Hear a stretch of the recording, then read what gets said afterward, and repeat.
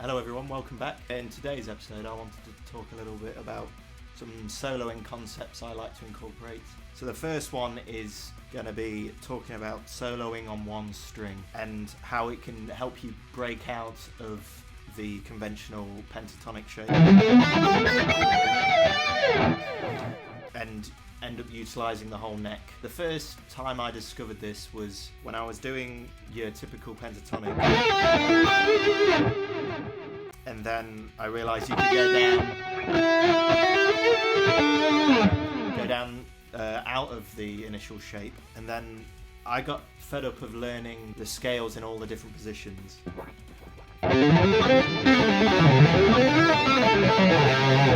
And I wanted it to make the guitar look as impressive as possible.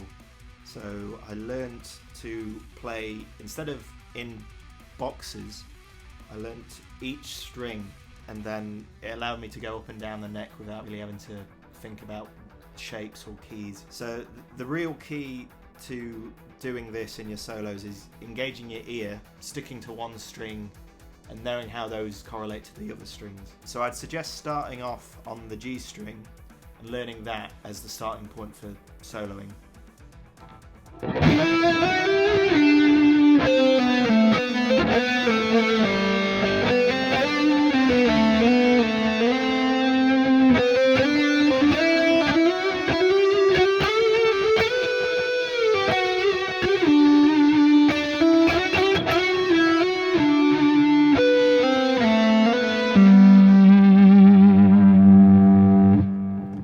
Like most typical guitarists, we're going to stay in E minor for this. But once you kind of engage your ear,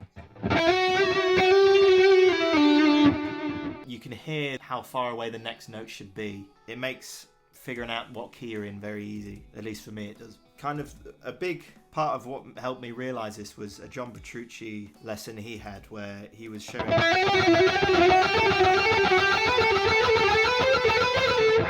like a 3-note pattern on the G string.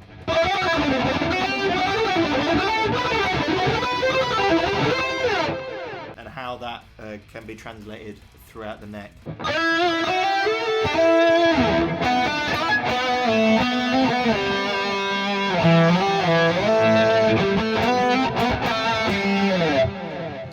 So a thing I did right at the beginning when I was learning to do this was to try sing what you play, or at least internally sing it, and that way your compositional side is guiding your soloing rather than sticking to a shape and just trying to play as quickly as you can in that shape, and it allows for more melodic phrases.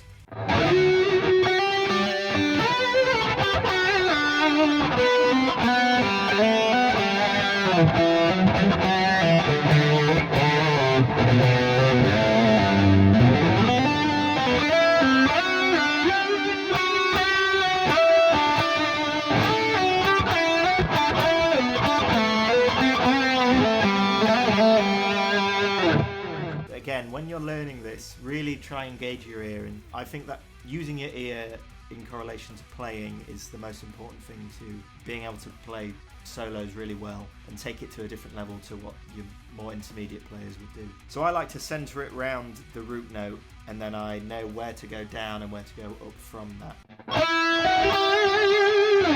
So that would be the position I'd start on, which would be a 9 on the G string, 11 on the G string, and 12.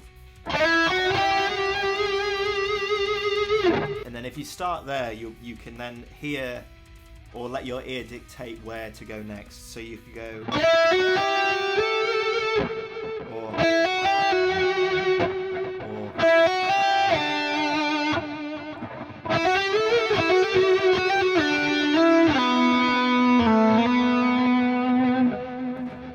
also, once you've mastered the G string, then move on to the other strings.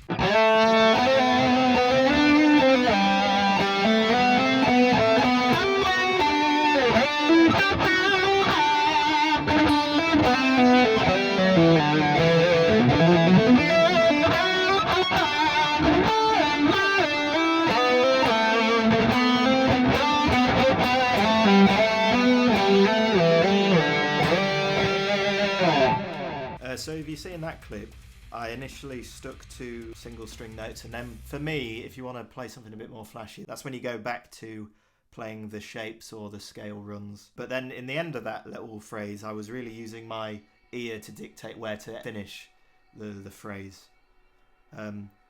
Again, if you can learn to do this, it allows you to fall into any kind of situation where you need to do a solo, for example in a jam situation, and just be able to play and it not really worry about whether you're playing in the right genre or playing in the right style, because your ear's just dictating where the notes go.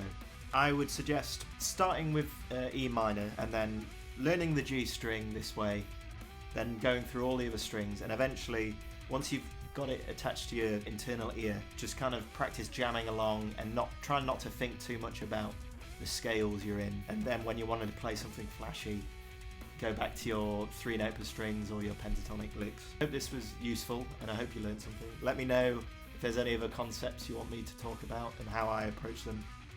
Yeah, thanks for watching. Tune in next time.